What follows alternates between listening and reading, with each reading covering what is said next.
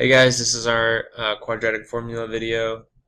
So I'm going to do two of them, and I'm doing number 4. And sorry, I'm doing 3 of them. So here we go. 2x minus 6x, that's 2x squared, plus 4 equals 0. Okay, so remember our quadratic formula, can't forget it, need to know it, and it's going to be x equals negative b, the negative boy couldn't decide. Go to the radical party, you didn't want a b squared, miss out on 4 awesome churros. The whole thing was over at 2a. Alright, this is my a term, b term, and c term, so let's go ahead and fill it in. Now it says negative b, but 6 is already negative, so it's going to become a positive 6, because 2 negatives make a positive.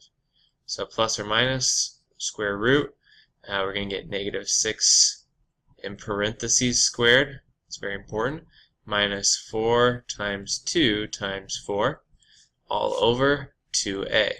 Okay, so let's evaluate underneath. So this is going to become 6 plus or minus the square root of, that would be 36. And this is going to be 4 times 2 is 8, and 8 times 4 is 32. So we're going to get minus 32 over 2 times the a, sorry, over here I didn't write 2, which becomes a 4. Okay. From there, we get 6 plus or minus the square root of 4 over 4. We can evaluate this to be 6 plus or minus 2 over 4. From this point is where a lot of kids get stuck. We have to realize that this is 2 different equations we're going to write now. We're going to get 6 plus 2 over 4, and we're going to get 6 minus 2 over 4. That's going to be 8 over 4, which is 2. This is going to be 4 over 4, which is 1. So those are our 2 answers for number 4. I'm going to skip and do number 6. Alright, so we got negative 7d squared plus 2d plus 9 equals 0. Again, we get the negative boy couldn't decide. If you want to go to the radical party, b squared, miss out on 4 awesome churros. The whole thing was over at 2a. Alright, my values again are going to be a is negative 7, b, and c. So we get a negative 7. It's going to become positive. Plus or minus the square root of 2 squared minus 4 times a negative 7 times 9. And the whole thing's over at 2 times negative 7. Alright, so let's go ahead and evaluate this. 2 squared is going to give me 4, so I get 7 plus or minus square root of 4, and then this is going to be negative 4 times 7, so when I do 4 times 7 I get 28, times 9 I get 252, so this is going to become plus 252. I highly recommend a calculator for this. We have big numbers, so you're going to need them, and minus 14. Okay, so this is going to become 7 plus or minus square root of 256 over negative 14. Now, if you didn't know, 256, the square root of 256 is actually, sorry, 16. This is going to become 7 plus or minus 16 over negative 14. Again, this is where students sometimes forget. We break it into 2 different parts. 7 plus 16 over negative 14, and 7 minus 16 over negative 14. And what we get here is 7 plus 16 is going to give me 23. 23 divided by 14 doesn't work, so we can actually leave this as 23 over negative 14.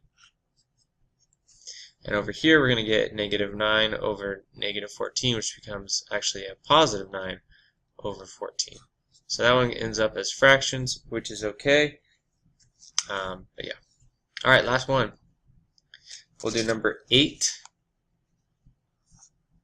And we get negative 3p squared plus 17p equals 20. Before we can do this one, we have to realize that this is not in standard form. I actually have to subtract the 20 from both sides. And when I do that, it's going to cancel this 20 out over here, and I'm going to move the 20, negative 20 to right here, and we're going to get equals to 0. Now I can put this in my standard form. Okay, again, negative boy, couldn't decide, go to the radical party, b squared, miss out on 4 awesome churros, the whole thing was over at 2a. Hopefully this is going to come repetitive quickly. Here we go, a, b, and c value. Alright, so we get the negative 17 plus or minus square root of 17 squared minus 4ac all over 2a. Okay, so now it's really important here that you have a calculator because we are dealing with big numbers. So I have my calculator out here. So we're going to get negative 17 plus or minus square root of 289. And then I'm going to do 4 times 3 times 20. Okay, and I get 240. But if you take a look at these numbers, it's a negative times a negative that makes a positive, and positive times a negative. So this is going to become a negative at the very end of all this, 240. All over negative 6. Okay, negative 17 plus or minus the square root. And now this is conveniently breaks down to just 49, which you probably don't need a calculator for that one. And we get negative 17 plus or minus 7 over negative 6. Again, at this point, we want to break it down into 2 parts. Negative 17 plus 7 over negative 6, and negative 17 minus 7 over negative 6. Okay, so this is going to become negative 10 over negative 6. What we can reduce that to become 5 over 3, and it's going to become positive because both were actually negative. Over here we're going to get negative 17 and 7 are going to become negative 24 over negative 6, but 6 goes into that 4 times, so we're actually just going to end up with a positive 4 because both were negative. So we get 5/3 and 4.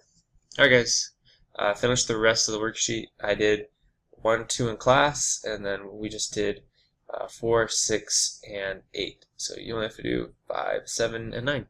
Alright.